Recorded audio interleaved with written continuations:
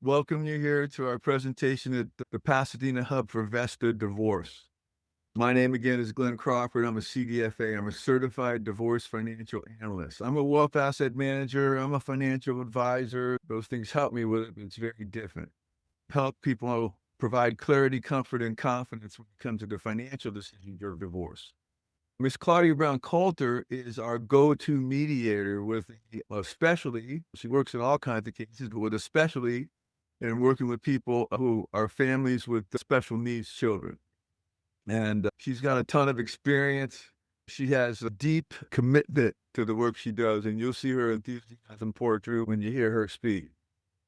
Miss Mandy Barr is part of our concierge team at Vesta Divorce, so you can reach out to her to help facilitate consultations with any of us or share information and get guidance on, hey, what might be next steps for you. We also have today Andy Leschers, our mortgage specialist. Let me circle back to that. I want to say this first, because look, we can help you with everything you're going through with your divorce. We can help you with your special needs kids, but I also know from my own experience that sometimes the personal direction or inspiration or understanding goes a long way. Two things: I want you to give yourself a pat in the back for being here, because if you have special needs children and you're going through a divorce, which there's a higher incidence of that in families with special needs, actually, those are two big whammies to deal with. So give yourself some pat in the back. Give yourself some congratulations for having the energy to even be here today, because that tells me that you're looking to take the step forward to get what I call your mojo back, in the words of the great Muddy Waters. Anyway, give yourself a pat in the back. And also, I'd like you to focus on knowing that things will be better. You have to have some things that are difficult to understand better times. They go hand in hand, they're partners. And this circumstance won't be forever. We have other members of our hub. Mr. Andy Lesher is our mortgage lender. He's a broker. He's not just a lender tied to a few different avenues to come up with financial or mortgage lending needs.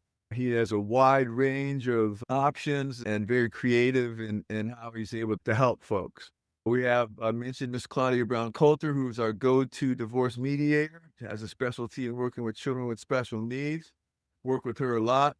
And we have Miss Pasha Rose. Pasha Rose is a certified divorce coach. She's also an attorney, but she doesn't practice litigating anymore. She likes more having gone through it so many times as a divorce attorney, family attorney. She understands how to guide people through that. So she is a member of our team, as well as she's not here today. Ted Kaloff is our litigating attorney. He's been in family law for over 30 years. He happens to be in court today. So we've got not our full team. However, our keynote and our subject matter, Claudia Brown Coulter, is more than capable of handling. Quick background on Vesta Divorce. We were established about 13 years ago in New England, and we were established because we believe that there's a better way to go about divorce. Most people generally find it combative, confusing, and costly, and we thought it didn't need to be that way. So we came up with what I call the Vesta secret sauce, and that was to put together these hubs of professionals that are the type that people generally need and have them work collaboratively on behalf of the clients. There's a collaborative law process. This is not the collaborative law process. This is getting all your key advisors and confidants and using the power of leveraging their skill set, their confidence, their experience in one another. What it means for you is you're not duplicating information all the time. Because I say there's four major components of divorce: financial, legal, emotional, and real estate. And I submit to you, none of them should be ignored. So they all go together, they're interrelated. And so we have those core skill sets in every hub of Vesta Divorce, and we've expanded across the country. So we know we're doing something right. And in that time, literally thousands of people have come to sessions like this, and we've helped a great many of them. We know we can help you too. Besides the core skill sets that every hub has, our resources are extended. We have business valuation people and forensic accounting people and CPAs and career coaches and estate planners and just about anything you need when you go through divorce. So we want you to, what I'd like you to do is maybe take a moment and realize the tremendous power of that leveraging, because what it means to you, and I always like to tell people what it means to them. What it means to you is that you're not duplicating information. It's saving you money. You're not, and you're in a much better position to provide directives to the people who are representing you and to understand what it means to you. Getting divorced is one thing. Dividing assets is one thing. Understand what it means to you in life after divorce. How you're going to make it. That's what everybody asks when you come to these our sessions. So these are free. You're invited to come back to as many as you like. But part of my best advice to you is set yourself up for a complimentary consultation. Everyone in our hub will do that for you, where they can give you a focused opinion on what you're going through. Because this is a very general educational forum here today. It's not any specific advice in any way. Let's go ahead and do the disclaimer, if you'll afford me to that. So I'm going to give the disclaimer in my own general common man words, okay? Although I've been called a lawyer a few times in my life. This presentation is to be considered general educational and informational only in its content. It's not to be taken as any specific financial, legal, mortgage lending, therapeutic advice. As I mentioned before, some of your best next move is to set up an individual consultation with any of us. I'll put my information in the chat. You can select the time to have that session. And I'm sure Claudia's is in the chat. And as well, we have Miss Mandy Barr here as well, who's our exceptional head of our concierge team. She can set that up. Okay, you can continue. All right, so I don't like to read word for word, as you guys can guess, okay? We're going to go through a lot today. Of course, I mentioned, and there's some nuggets I'll throw out if you have a pen or you're scratching on your phone or whatever, because you'll get some information today that will help you to move forward. But obviously, in almost all divorces, there's three things that can be negotiated: marital asset division, spousal support, child support. And you have a corporation, essentially. You have a marital corporation. So how are we going to divide that in an equitable way, take into account what it means to each party after divorce? So the financial considerations, that's marital asset division, needs to be done. Also, when you have children with special needs, obviously there's some other things that have to come into play here. Are they getting any stipend from the state or the federal for their kids, and how old are they, and what happens when they become 18 years old? A lot of other things that come into there. I like to say that it's one thing to divide the assets, and a lawyer can say, hey, you're legally entitled to A, B, or C. They can do that. But what they can't do is take into consideration the taxes, the liquidity, the income that could be produced, or the risk involved in how you do those things. And that's where our firm comes in as CDFAs, to help you understand that. So every piece of your life in your marriage, financially and with the kids and so forth, basically you're taking inventory of all those things. And if you're not the CFO of the home, and you don't have your finger on all the accounts and access to accounts or whatnot, just write down everything that you can about what you know about your marriage, what you acquired during the marriage, what you incurred during the marriage, and what you may have brought into the marriage. So anything with a piece of paper on it is important. The emotional aspect, as I mentioned earlier, very important. I'm pretty tough. I'm son of an Army colonel. I played football in college for probably the toughest college coach who ever lived. Yeah, I'm tough. But when I went through my divorce, I cried like a baby.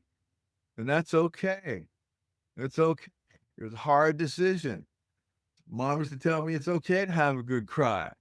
Go ahead and let it out. However, you want to get centered in your emotions so that you can communicate without being triggered or triggering the other person. And keep in mind the focus of the end game. The end game is, I'm going to negotiate a deal. And by the way, be thankful that you're going to be free. It may hurt right now, okay? But what you don't know, on the other side of that, on the other side of this bondage, is freedom. Okay, we can go to the next slide. All right. I'm going to go first today. Probably allow me to go first. I'm going to go quickly because have a very strong work ethic. I have a lot of pride in the work that we do. It's meaningful work, but I also work on myself. Every day I want to do 5 things. I want to do something mental, something physical, something spiritual. If my background wasn't around, you'd see my guitar as something musical. And I want to laugh every day. And even if I only do it for 5 minutes every day, that's a good day. And so there's more to your life than what you're going through right now with this divorce and your special needs children. It is tough. It's absolutely tough. But I say to you, look at it rather than with this big challenge or regret or pain. And there's a part of it that is painful when you go through it. Look at it with gratitude, perhaps, that however you got here, however you learned that you're in this circumstance, be grateful for it that you're not with someone that you find way down the road that didn't love you or you didn't love or whatever. It's gonna hurt for a little bit, like I got 2 bionic knees, hurt like a son of a gun, but now I got no pain in them. I got divorced after 24 years, hurt like a son of a gun. And you may not believe it, I was 60 when I got divorced. You don't know what's around the corner. I'm remarried to what I say. In the words of Jimi Hendrix, an angel came down from heaven yesterday, came long enough to rescue me. Okay, so the financial consideration, spousal support. There are, other than every state, every county has a formula for how they calculate spousal support. And spousal support is calculated based on the number each side puts in. If you didn't work, if you were the CEO of the home and didn't work for 20 years raising the children, you're still a full partner in the firm. Okay, but the court would assign some level of income to you. If you had a master's degree and you gave up your career to do that, you would be imputed some type of income. Sometimes one high earner doesn't want to report that they're a high earner, or maybe they have money coming from a contract that's ongoing, or a big bonus that they get every year, or whatever it is. So the number that comes out, here's what I'll say to you, is that every piece of your divorce is negotiable. Every piece of it. There's no book that anybody looks to and says, or numbers that they punch in and say, oh, they've been married this amount of years. That's what it is. It's negotiable. You're negotiating a contract. You are dissolving your marital enterprise. All right. I'll tell you quickly my 5 isms too. My 5 isms of divorce. Dan was a colonel. He said there's very few universal truths. There's a lot of general truths. Here are my 5 isms about divorce. Most questions you have will fall into one of these 5 things. 1, you're both partners in the firm, no matter who was the high earner or not. You're both partners in your marital enterprise. So just if you're in a company, you would want to know everything about the company, all the values and everything on the company, so you can negotiate a deal that you understood and in your best interest. Same deal here. You're both partners in the firm. Number 2, everything's negotiable. Every piece of it. What's the date of separation? Who keeps what debt? Who gives some inheritance that they don't have to give? Who waives spousal support? There are a million different gyrations. That's where we come and help you understand those division scenarios. Do it in a manner that's equitable, that's in your best interest, so you get the most use out of it in life after divorce. Everything's negotiable. Number 3, you and your soon-to-be ex can agree to whatever you want to agree on, absent a judge, an attorney, or an advisor like myself, as long as one of you isn't nuts. You might submit the other person is cuckoo, but they got to be diagnosed as such. Number 4, the marital asset division piece is final. You can't renegotiate it. Unless you can prove fraud, which is timely and costly, which takes me to number 5, you got to get it right. So 3 things to negotiate: marital asset division, spouse support, child support. Some people will have 2 of those things. Some people will have 1 of those things. Everybody has something of those things. Again, when it comes to special needs kids, as I mentioned at the beginning of this presentation, do they have any government assistance program? What's their eligibility going to be like? What's the impact of that if you get divorced? What are their educational needs? What are their needs for long-term planning, for future care, for consulting professionals? And then as well, emotional and the psychological impact, the impact on your child. So you may be divorcing from your soon-to-be ex, but your child is always your child. Claudia, please go to the next slide. the impact of divorce on the financial well-being of the parents and the special needs children. It leads to changes, okay? Because you got one household with one income or two incomes. Now you're dividing that household, and that one income or two incomes has to support those two households. So it's not going to be great. That doesn't mean it's not going to be okay. There's plenty of people with means that part of our job too is to show you what your life looks like in life after divorce. Hey, I'm going to be okay. I can sign this. I know what my life's going to be like on the day I sign 5 years, 10 years, 15 years down the road. We also have to plan when we look at things like with divorce, you got changes in income. Your expenses increase. There may be some changes in how child support and how alimony are dispersed or received based on each party's ability to earn income. What you're looking at is obviously your kids. I think everybody wants the long-term well-being of their children.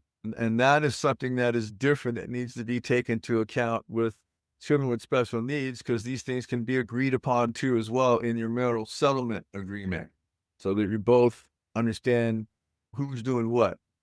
And getting guidance from experts, okay, who are in the divorce business, I think is really important for you.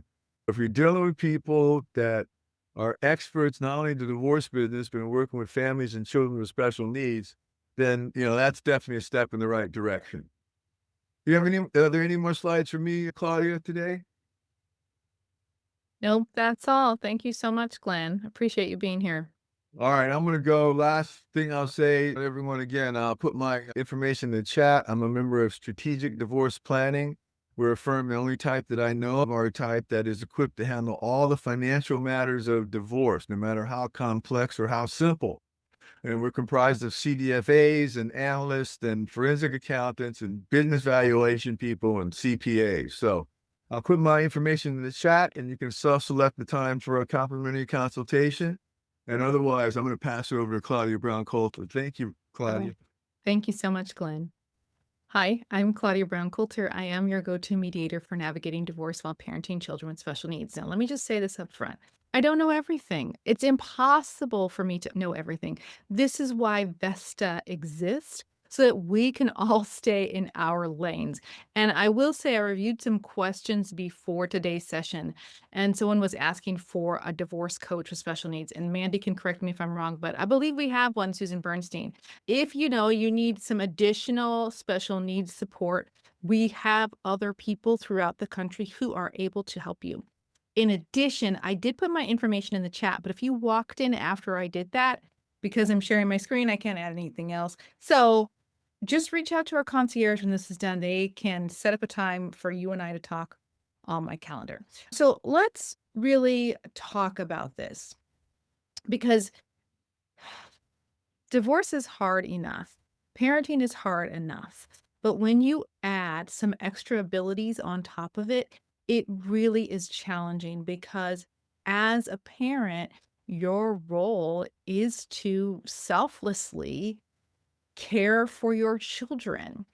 And it's very hard when they have additional needs. And it doesn't mean we love our children any less, but it just means you need to be prepared for the reality of that. This life is a little more challenging, and this divorce could be a little more challenging. And you're going to be, depending on their needs, potentially continue to be connected to your soon to be ex for the rest of your life. Like we all are. If you have children with your soon to be ex, your parents for life, you're going to be connected for life. But there gets a point where they get older and they're more independent. But if you have a child with special needs who will never be independent, that's a lot to handle. So you need to get as much support as you can. Now, in terms of those special needs, those can be physical disabilities, developmental disabilities, intellectual or emotional disabilities.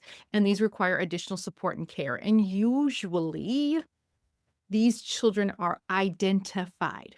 So please know the school identifies any sort of disabilities, whereas your doctor will diagnose. I know it seems like a little minor thing, but just let me say that again.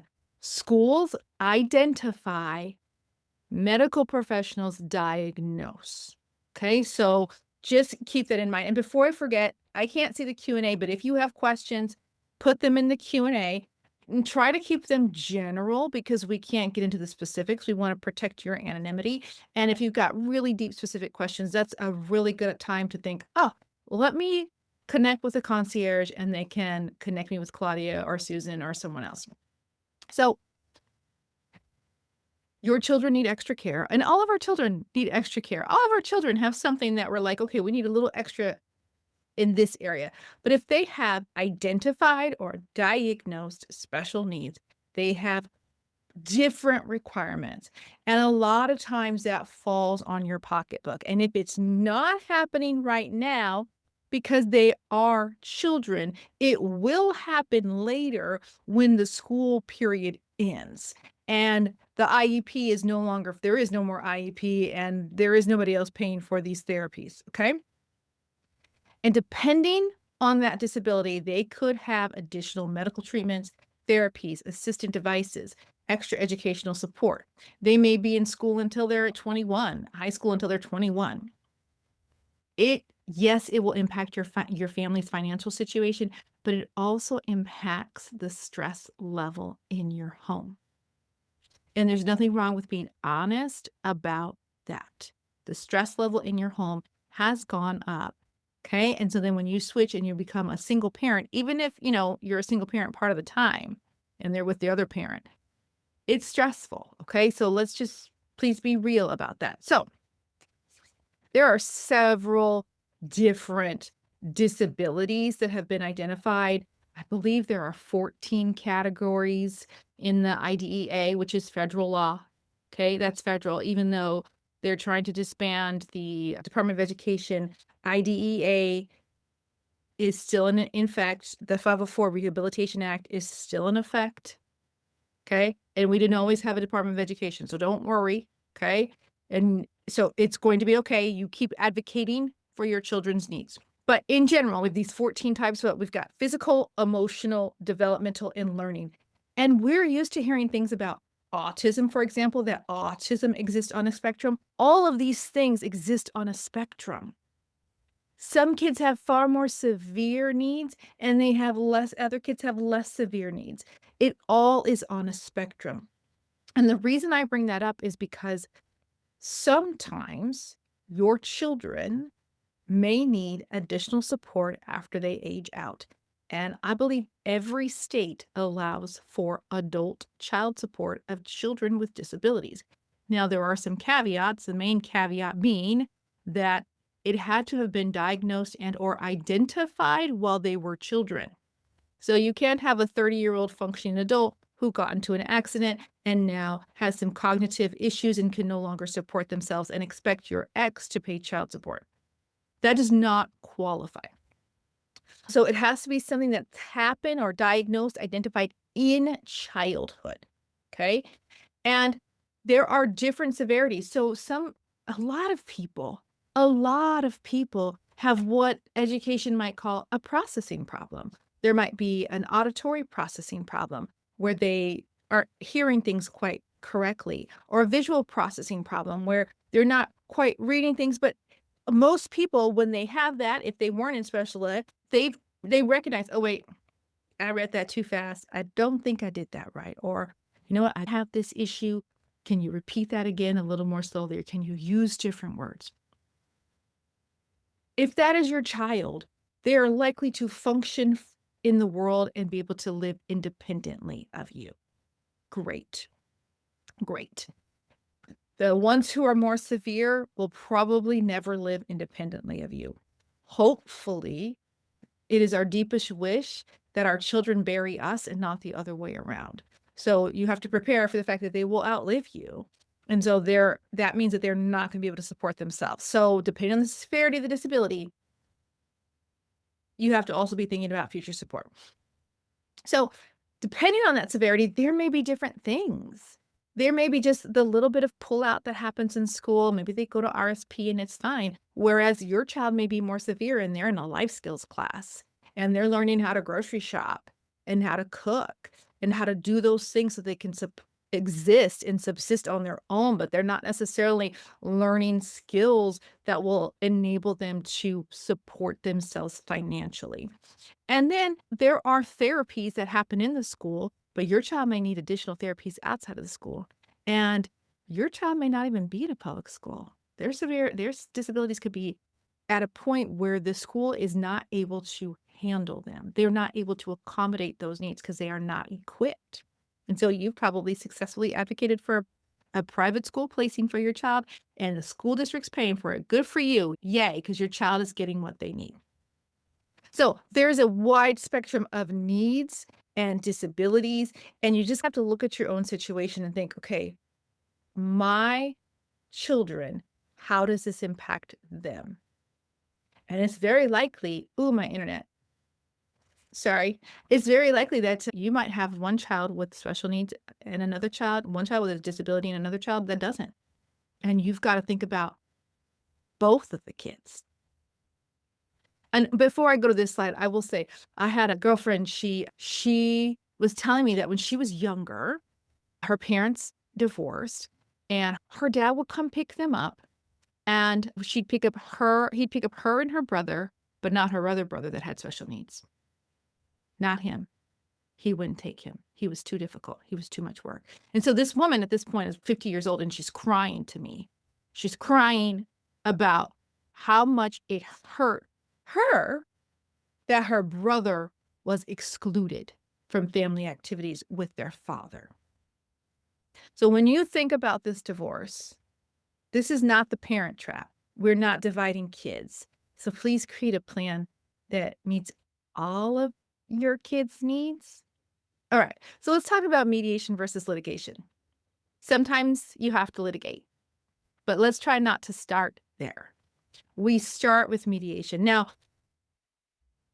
if you're a California resident, then our forms here, when you get the summons in the mail, it says you are being sued. That is just one of the things that you're just like, wow, I feel really safe and secure right now. It's terrible. The language is terrible. And at this point, there's lots of people who've tried to change the language. The language isn't changing. Ignore the language. Go into this divorce seeing if your spouse is open to settling outside of court. And it could be that just because you've hired an attorney does not mean that you can't settle out of court. So try to look for one who's mediation friendly. Because you want to make these decisions about your children. You guys need to make these decisions. They're yours. They're your children. And a stranger shouldn't make those decisions for you. When you think about the fact that you're at the IEP table, the rest of that IEP team has to make decisions with you, not for you, because you can remove consent. You can't necessarily remove consent from what the judge says. So you want to have this conversation here and now with your spouse. So because it allows you to be flexible.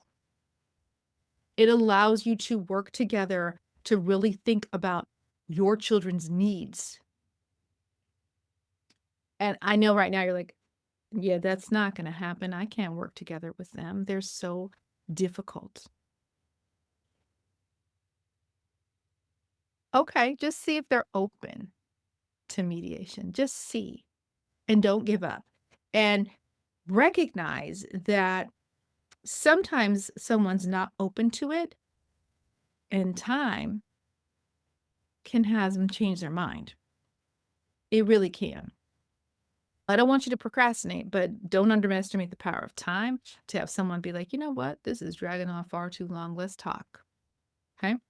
And here's the thing I really want you to see. When you mediate, you're creating a custom plan for your children, a custom plan. It is not what's happening across the street, a 50-50 and a week on and week off. That might not work for your family. And this customized plan is something that you and your co-parent make together. It is not something the judge is going to give you. And most judges don't even know how to rule in this area. They don't. They might tell you, go find a special needs mediator to help you guys figure this out because they don't know and they don't want to make a mistake. They realize how important this is. And then it can foster open communication. And here's what I want you to know about mediation. Obviously, your relationship does not end once you're divorced. And hey, when you're going through a divorce, I'm divorced. There's a part where you're like, "God, why did I have kids with you? I love my children, but why? And now I have to keep dealing with you." Let me just reframe this for you. You can use mediation as a way to learn how to communicate differently with your soon to be ex. Switch from lovers to haters to co-parents, right? Switch to that co-parent mode and begin to communicate in a way that's very different. And over time, if you communicate in a way that is respectful, even if they don't deserve your respect, they will begin to mirror your behavior. If you communicate in a way that does not take the bait, that does not go off on tangents, that just sticks to the topic, it just stays steady and level, they will begin to mirror that, and the conflict will begin to calm down. It will not happen overnight, but like the best things in life, the ones that have the best benefit for you, like exercise, consistency, and results after a period of time because of your consistency, it's that too. And then if you exercise and you're in shape, it's easier to keep that shape. It's the same way here. When you begin to build consistency in your communication with your soon to be ex, over time, the conflict will die down. And over time, it will become easier and easier to communicate with them. Now, if you're not writing anything down, I want you to write this down. I don't even think it's on a slide, and I'm probably going on tangents, but it's called Biff. Yes, like the guy from Back to the Future. I know, it drives me nuts. Biff, BIFF. Brief and informative friendly firm for co-parenting communication. You can find it on Amazon. Biff for co-parenting communication. It's by Bill Eddy. I believe the cover is black and green. Now, I was a student in Bill Eddy's class at Pepperdine Law School, and what I learned before Biff for Co-Parents was written, as I'm walking through this divorce, I'm reviewing my notes from his class. My co-parenting relationship totally turned around with my ex-husband. Totally turned around. It took some time, but I'm telling you, go look at his materials. If you are so cash-strapped that you cannot afford this book right now, Google Biff and Bill Eddy. And don't look at other people's websites that tell you how to do it. Go find his High Conflict Institute. He's got articles on it. Read his stuff, okay? And then go into AI and have it write your response. Okay. It changed my life. It helped me get through the divorce. It helped me stop reacting. And so now, all of these years later, my relationship, knock on wood, with my ex-husband is great. Thank God. Because I couldn't deal with that stress anymore. Okay, now I'm pontificating. I'm going on far too long. But that is how mediation can benefit your co-parent relationship. At the end of the day, you're just going to have more peace. We all need more peace in our lives. And how can it benefit the child?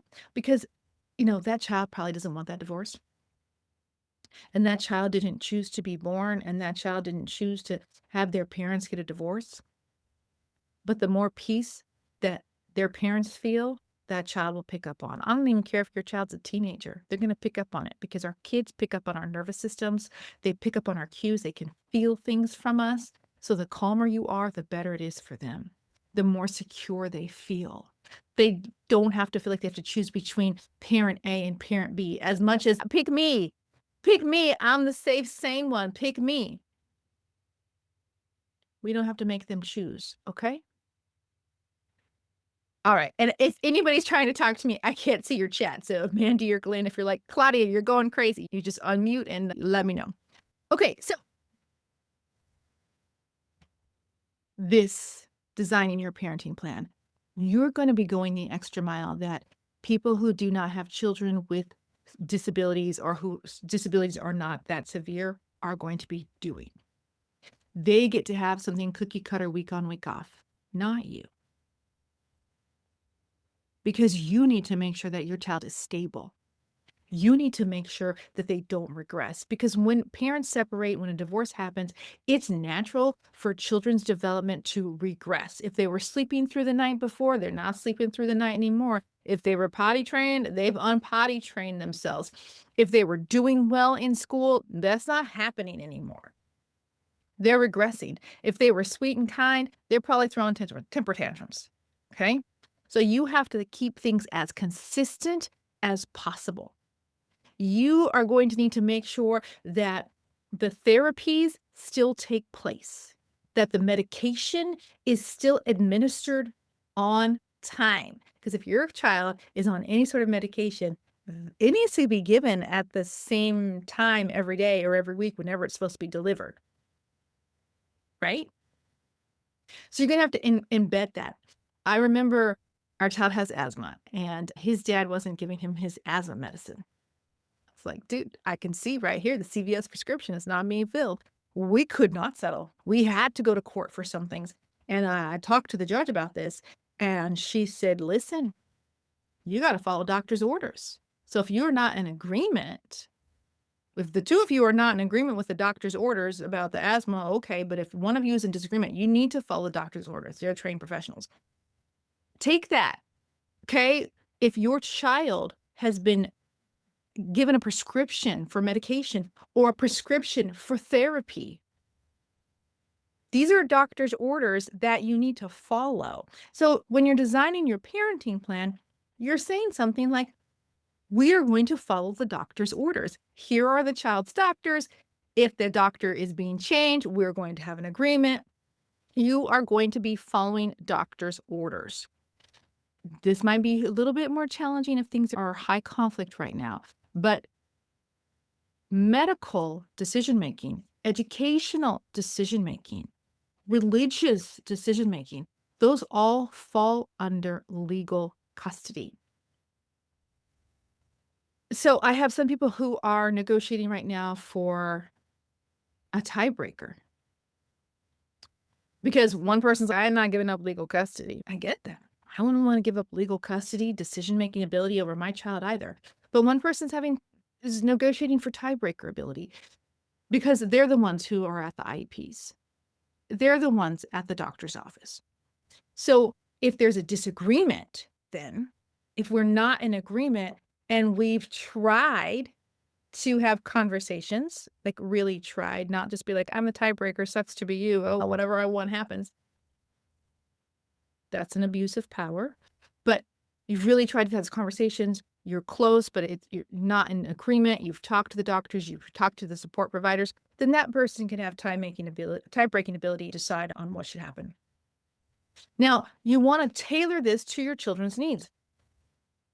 It could be that, oh no, they should spend 50% of the time with their other parent. But is that what's best for them? Is it what's best for your child?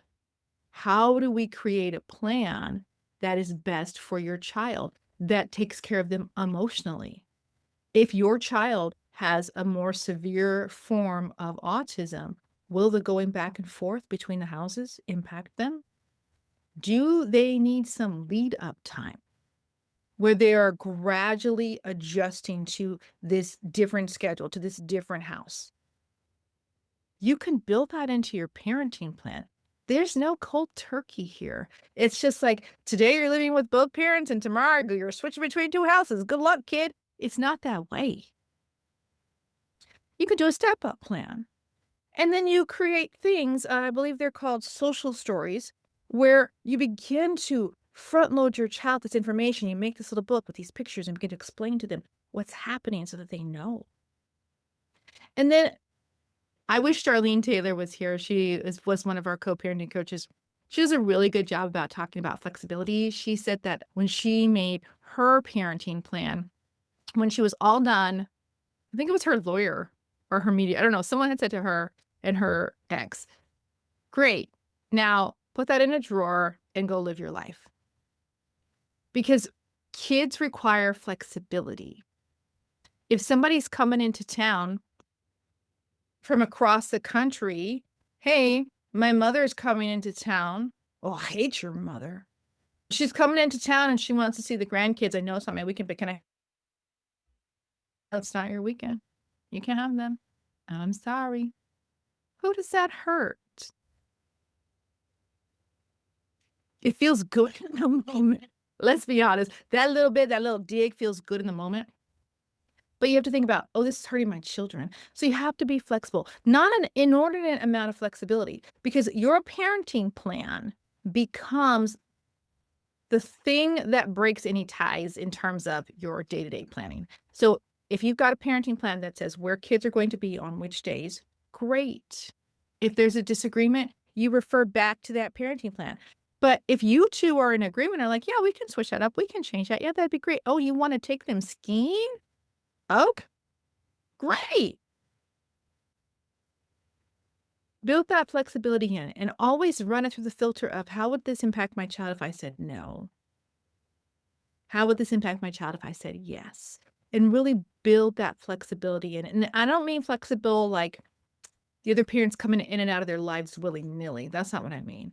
But when things change, when your children's needs change, when your child says to me, but I really, can I please go see my other parent tonight? I really miss them. And it's your day and your feelings are deeply hurt. You Flexibility is to call that other parent and say, "They miss you. Can I bring them over?" Oh, I've had to do that. It's hard. It's hard. It's hard on your ego. But that flexibility is what he needed. It's what my son needed. Now, also, you want to create a unified approach. You want to have a unified approach to this parenting plan, and kids are kids. They're going to try to divide you. It's, oh no, boo. We are always going to be your parents. So don't try to pit us one against another. We're not married no more, but we're still your parents and we know how you work because we were kids too. So you have to have that unified approach. You can't control everything that's happening at that other house, although depending on your child's needs, might want to make some strong suggestions or offer advice if asked on maybe how to structure things in the household to create emotional safety for your children. Great. But you want to have as much of a unified approach as possible. This communication with your co-parent is really important. It's very important. And it starts in mediation. It starts even before. It starts today. It starts today when you begin to think about how is my language towards my soon-to-be ex impacting their behavior back towards me? And what type of peace do I want in my life? Because as you begin to change your communication, as I began to change my communication towards my difficult ex-husband, he stopped being so difficult. Huh. Maybe I've stopped being so difficult. Now I'm preaching. All right. And so then we talked about legal custody. And here's the deal. If you both have legal custody, great. That means you both have ed rights. So that means you, parent A, can go into that IEP, agree with everything, sign it, and parent B can come the next day and revoke it because you both have ed rights. So when I talk to my colleagues at a school site, oh, I should tell you. No, I was never a special ed teacher. My mother was a special ed teacher. I have a sister who works in special ed department. I taught general education. I was in education for over 20 years. And I watched the impact of kids coming in and out. Of class from RSP. I watched how divorce would wreak havoc on these kids. How, especially during COVID, a parent was like, it's my parenting time. They're leaving school. It's funny, I ran into that girl. She's in high school now. I ran into that girl. She's doing well. But when I talk to my colleagues at the school sites, I ask them about that. And when I say, how does divorce impact your IEPs? It's always a groan and an eye roll. They're the worst because here's what happens. Parents, we bring our conflict to school and we want the school to take our side. And so then what really happens is the IEP goes nowhere. And who suffers? Your child. Because it's very unlikely that the school side's going to be like, you know what? Y'all have lost your mind. We're pushing this IEP through anyway. We're taking you to due process and we're going to implement this. They're not doing that. They don't have their act together enough to do that. And they don't have the energy or the funds to do that. They most likely will not be taking you to due process. What most likely is going to happen is you're going to just sit and wait while your kids' services expire. and there's not much they can do, or their goals have changed, but they can't change the goals, so everything's the same. No changes have happened.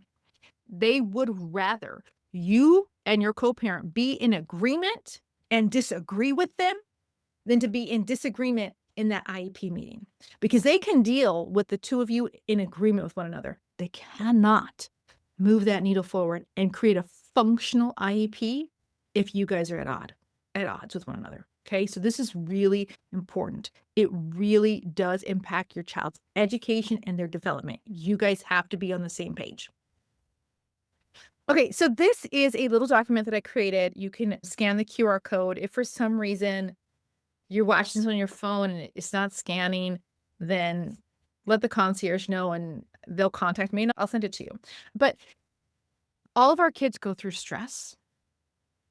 We all go through stress, but it's important to see the signs of stress as a part of divorce, right? So if suddenly your child became clingy and they're not clingy, that's a sign of stress. If they're withdrawing from their friends, where they were very personable and outgoing before and now they're withdrawn, that's a sign of stress. These are different behavioral issues. Behavior is communication. So look at this behavior and try to figure out what is communicating. And then there's another one on this. There's 2 pages to this document. And the other one is just a broad stroke of, depending on your child's identification, what disability they've been identified with, how divorce could impact them. So if you've got a child with severe physical disabilities and your house is set up to take care of their needs, but the other parent's new place isn't, that's a real safety concern, a huge safety concern. I had a student in my class with brittle bones disease. He was 9 years old and he was a size 2T, a toddler 2T, because his bones were not growing, right? Safety was huge. There was some cognitive disabilities, but just slight. His main disability was his physical disability. So had they moved into 2 homes and not had safety for him, that boy could have died. His needs were so severe.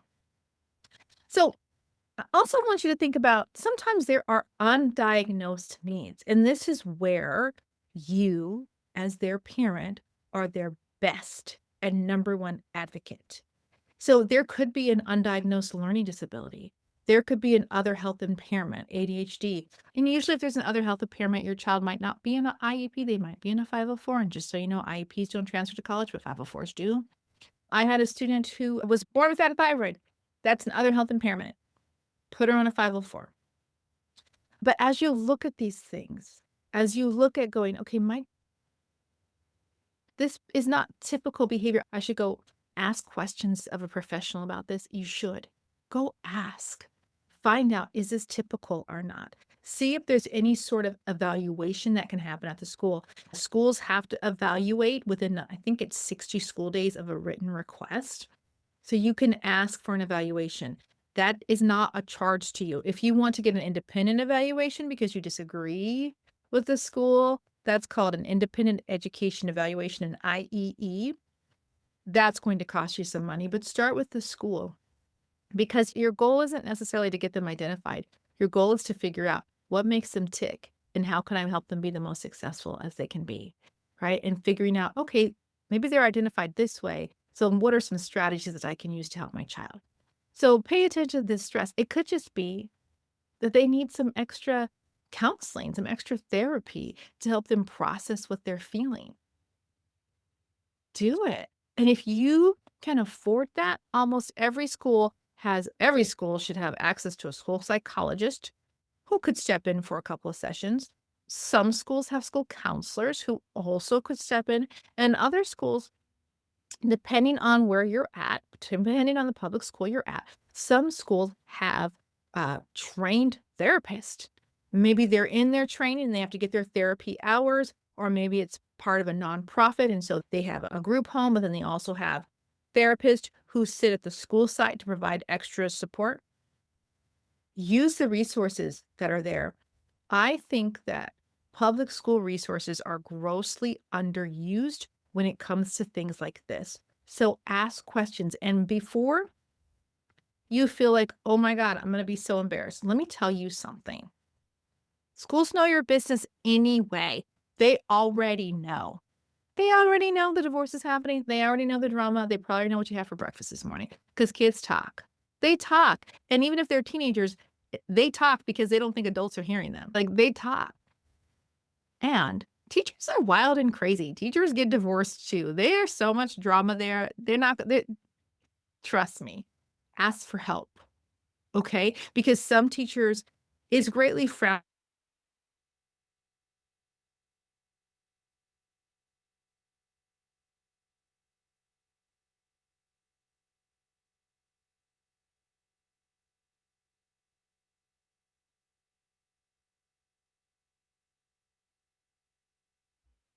We tell a parent, go submit a written request for testing.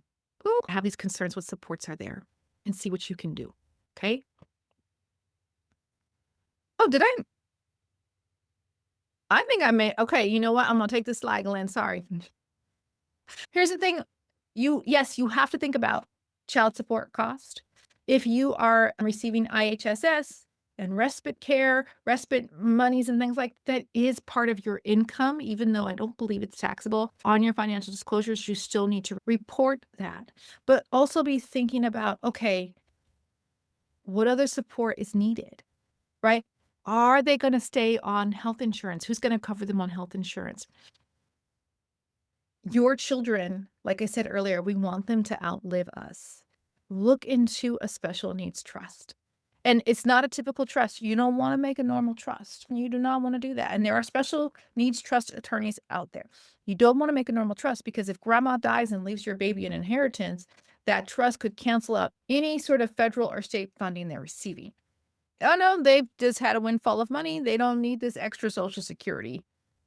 Yes, they do. So if you build it correctly, a special needs trust, an ABLE account, it can protect those things that they get from the government while still supporting them because ideally they have a long life.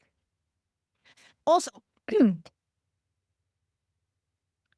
please be thinking about the needs of your children as they grow, because if they were never able to support themselves now, it could be that maybe your child is an adult and they have some disabilities, but they do have a job, but it might be a part-time job. It might be a lot of times what I see in my community here is it might be somebody who's bagging the groceries, who's working in the grocery store, but it's not a full-time job where they are able to support themselves. They won't, especially in this economy, they're not going to be able to support themselves. And maybe they won't be able to live alone independently.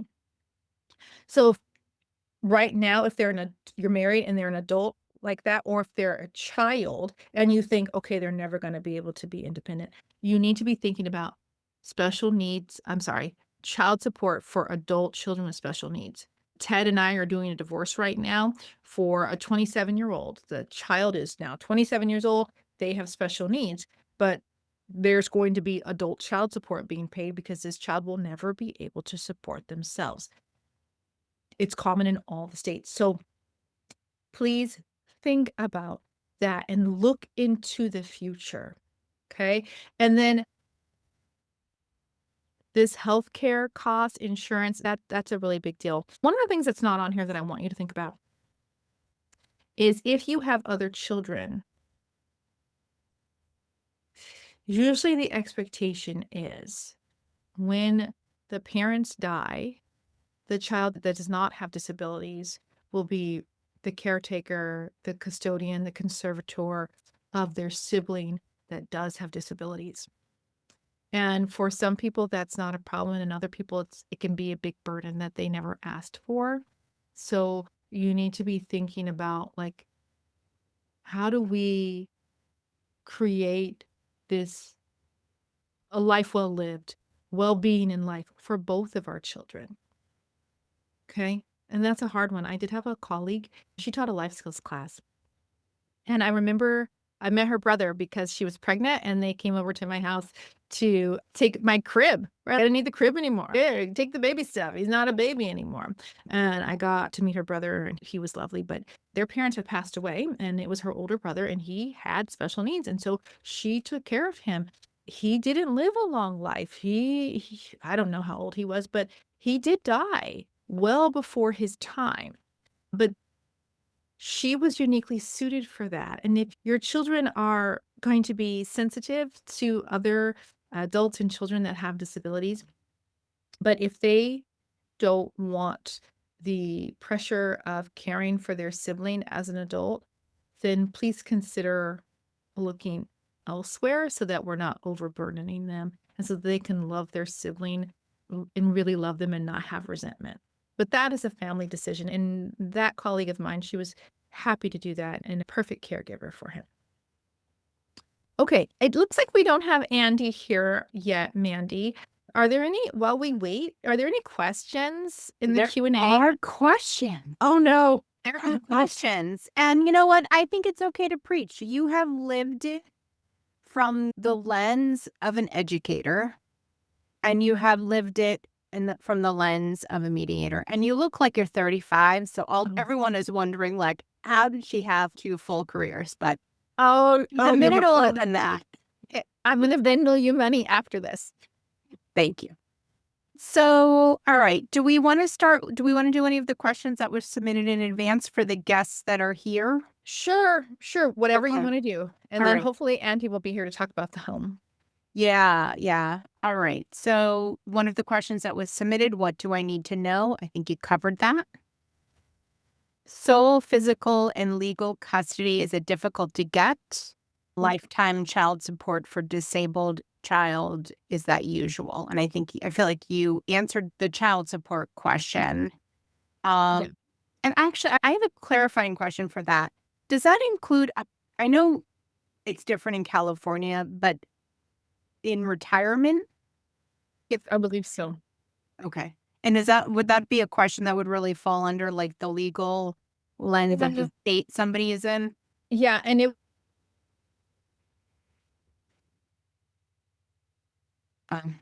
I don't know if I yeah. froze. For example, the case that Ted and I are working on. I froze. It's me, but because I'm sharing my screen, I can't switch my Wi-Fi. Do you want to? Sure, that might help. Because I don't think we need the slides anymore. Okay. So the case that Ted and I are working on, that spouse is about to enter retirement, but they're still going to be paying support. That was an agreement. And then in terms of physical and legal custody, if your spouse agrees to it, it's not hard to get, but you've got to get them to agree to that. Yeah. And otherwise you're going to have a judge award that. Yeah. But I do think it's so important because one of the things I've heard you present on is how, depending upon what the needs are for the child, that the homes need to be outfitted similarly in order for the children to be safe and comfortable.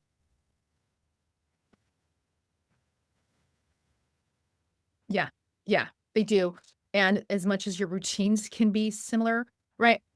And let me not use gender. Let me just say the primary caregiver. It's typical for the primary caregiver to be like, 6:00 is bath time.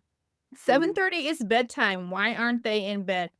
And in those things, you just have to let that go. But if that child has disabilities, those routines are going to be really important because it helps keep them regulated.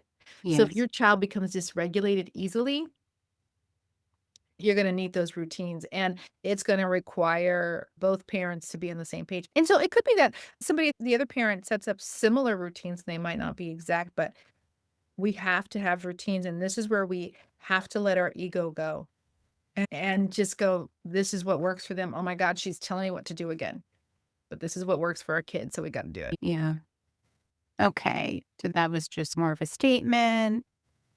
I have a 9-year-old with special needs who is autistic, currently going through separation process. How is this going to affect my son? I feel like you covered that in your presentation.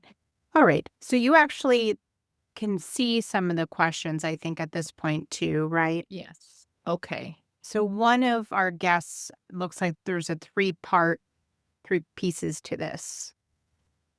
The first one.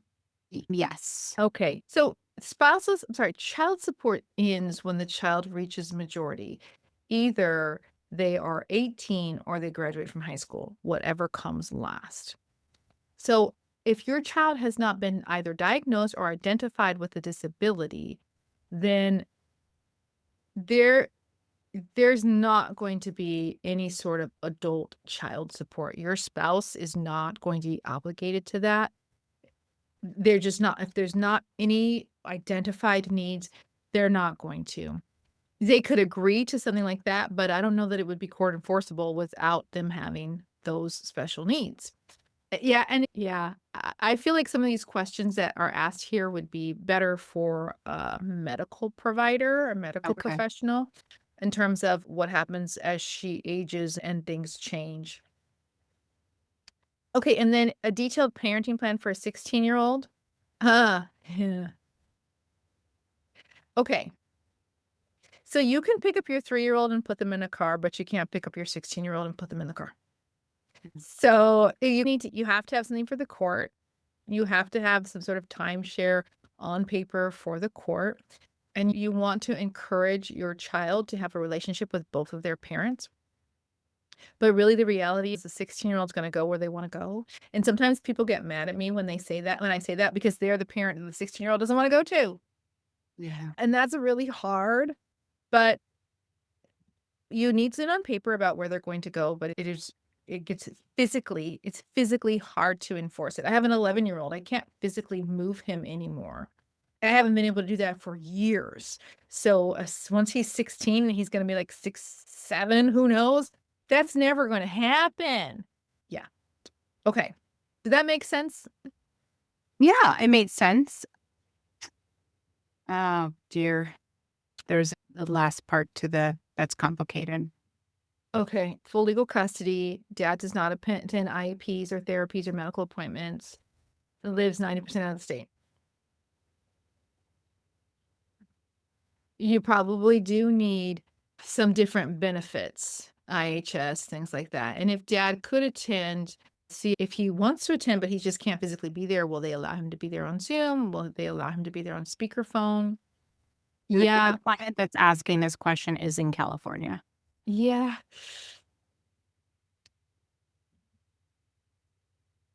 No, if you end up with full legal and physical custody, you could still receive child support. You're not revoking their paternal rights. You're not revoking any you're not revoking any rights. So they still would be responsible for paying support. It's my understanding, and Ted's not here, that if their rights are revoked, then they're also not on the hook for support and things like that. I can't speak about third-party trust planning. I would say if you do have a trust, here's what I know about trust because I'm not a trust attorney. I'm not an attorney at all. Your trust will dissolve upon your divorce. So as you're walking through a divorce, don't start a new one until you're done. And then you want to talk to a professional. I do have someone here in Pasadena. She's a trust attorney. You want to talk with a professional about that special needs trust. And yeah. So I have a girlfriend who has 5 children, and they are all neurodivergent. Every single one of them. They're geniuses and they're neurodivergent. And she had said something to me. She said, when we decided to get divorced, we were like 5 steps ahead of our kids, and we needed to slow down and catch them up. So if you didn't get that signs of stress document, just reach out to me. I'll email it to you. You want to be really careful as you approach this divorce, depending on the mental health of your child. So if they are suicidal, if they are bound to have explosions or to withdraw, whatever it is, you really want to slowly catch them up. You want to be working with professionals. You want to be working with a licensed therapist to help broach this subject so it's not their world coming and crashing down. When you're a teenager, your whole world is ending every period, right? Like your first period, you're doing great. Second period, your world is ending. Third period, you and your best friend are back together. Fourth period, your boyfriend broke up with you, and now it's lunch and you just want to go home, right? Because their hormones are raging at this age, that's a lot to deal with. So if you're contemplating divorce and your children are having a bad reaction, especially depending on their age, go and get support. We just had, and I don't know what happened, but my son's middle school, we had a 13-year-old just take her life. Her funeral was yesterday. It was horrible. Older siblings, younger sibling, awful, awful. I'm not close enough to the situation to know what happened, but whatever support your children need, please go and get it. All right, let me just see this last one. You really want to try mediation and save money and time, right? Okay. Yep. You want to maintain routines and consistency. So what happens to health insurance for a child after they reach 26 years old? I don't really know, but that I do have a case where they were able to negotiate with the employer, not their other child, but the child with special needs who is going to be however old he is. I think I said he was 27. He's not 27 yet. I think he's 25. That he will continue to stay on dad's insurance because of his special needs, not the other child, but that one. And then you also kind of have to look into maybe some Medi-Cal or other state support, Covered California, or whatever the government insurance is in your area if you cannot afford insurance. But wouldn't that also be an option if they were going to be on Social Security disability? If they weren't able to work and to get government assistance to I help? believe so. Yeah. I mean, that's my understanding.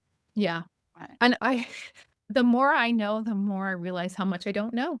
And yeah. so I know everything. Yeah. I had a client in Massachusetts reach out just the other day. She and her spouse are trying to figure out which school district is the better school district for their child that's on an IEP, and bringing in whether it be a guardian ad litem or it be a special education consultant that can do an analysis of the school. It really can be so detailed, Yeah. way beyond just the divorce. Yeah. And one district may write an IEP and you can take it to another district, but if they don't have the capabilities to meet that IEP, they don't have to. And so then that's where that parent has to advocate and go, we need a different setting, or we need a non-public school and you need to pay for it. And it's $50,000 a year. Yeah. And it happens. It Yeah. happens. I know that you do some high conflict coaching. Do you also do coaching for families? If they're working with someone else, do you also do coaching for families in the special needs? Yeah.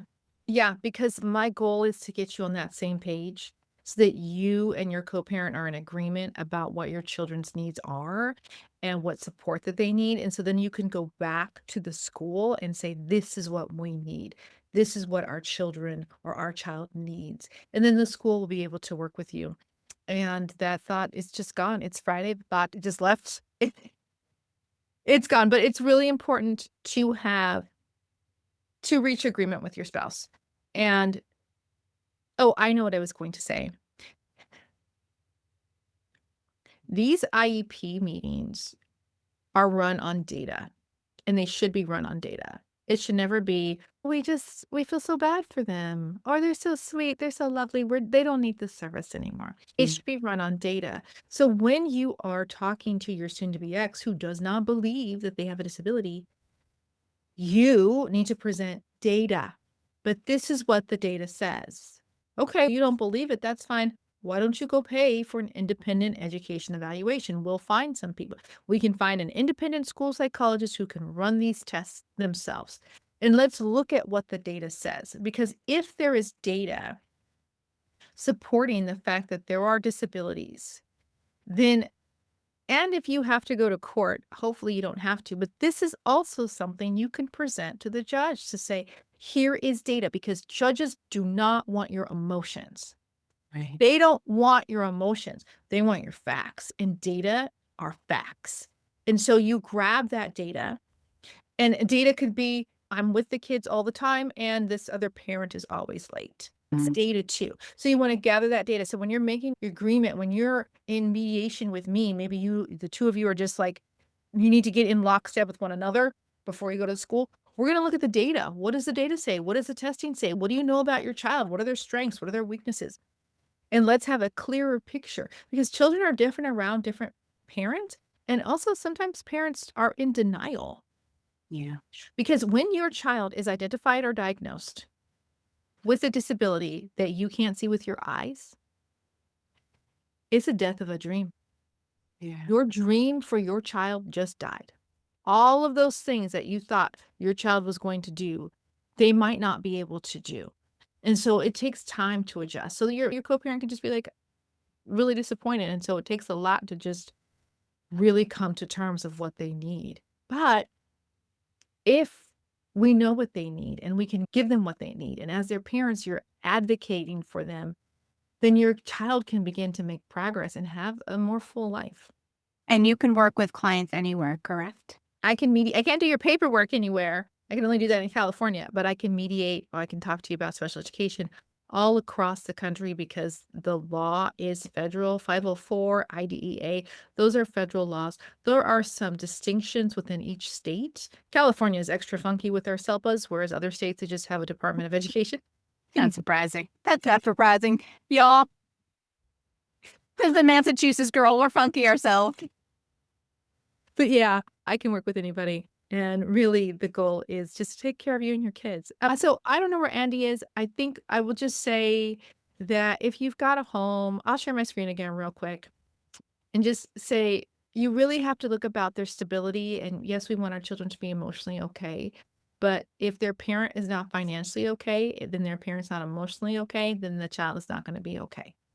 So you have to think about how can I afford this home 2, 3, 4, 5 years from now? It's not just the mortgage payment, it's the upkeep, it's the gardener, it's the refrigerator broke, the water heater broke. Those are all things you have to factor in.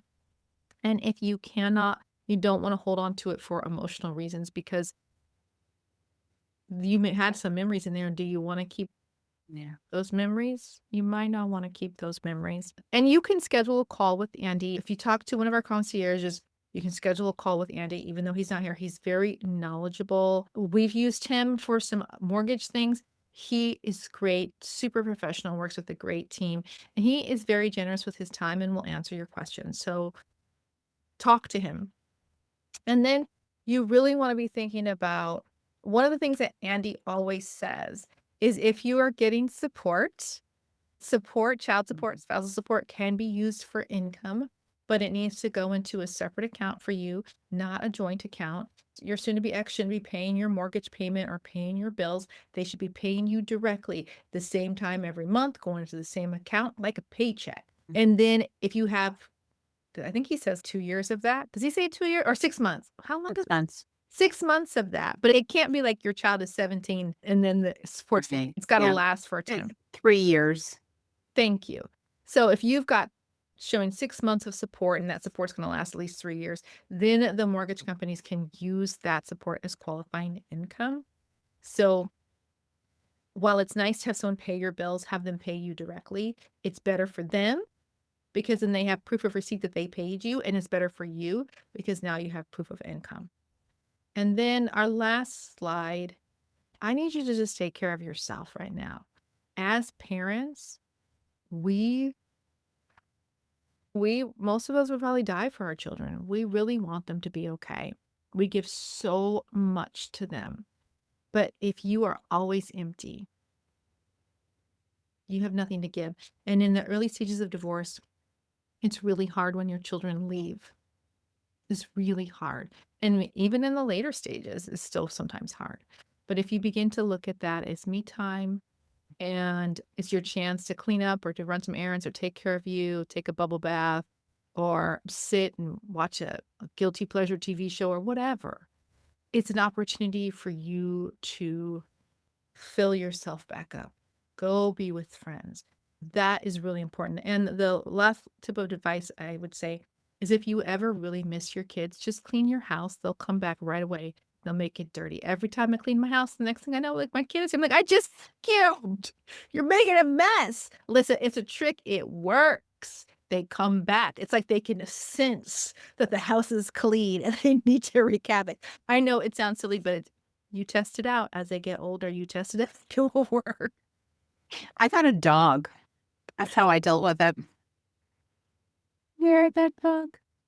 That's something that's someone you can hug and love and pet, and it helps your emotional state. Yeah, my And divorce. that's really important. Did you ever clean your house and your son come back? Yeah. See? But I'm also like really anal about the cleanliness in my home. So it's always clean. Yeah. I would just vacuum up his crumbs, and the next thing I know, he's there again. I'm like, "Oh, okay, great. I love him. Happy to see you." I don't think, let me see. Let's just take one last quick peek to make sure. There was one question that came in. I don't know if you could see at the very last one, a continuation of the conversation Okay. about mom has physical custody. Does it matter if you have legal custody? 50-50 versus 80-20 versus 90-10. So you can have physical custody and legal and 100%. You can have sole physical custody, and then you could have joint legal custody. So sole physical and joint legal. That means while the kids are living with you every day, that other parent has decision-making abilities. And you could also divide the legal custody where maybe you are making decisions about education and medical, but the other parent is making decisions about religious things. It could go that way as well. But just because you end up with, let's say you end up with joint custody and sole legal custody, joint physical custody, sole legal, whatever, that parent's rights have not been revoked. You're still expected to communicate those decisions with them. So it's not a free pass to just act like they don't exist. And I'm not saying that you would do that. I'm just saying there's a part of me that I wish I could act like they don't exist. As you walk through the early stages of divorce, you wish that other person didn't exist. But getting legal custody like doesn't, no, you still have to communicate with that other parent and keep them informed of decisions that are being made. Send them a copy of the IEP.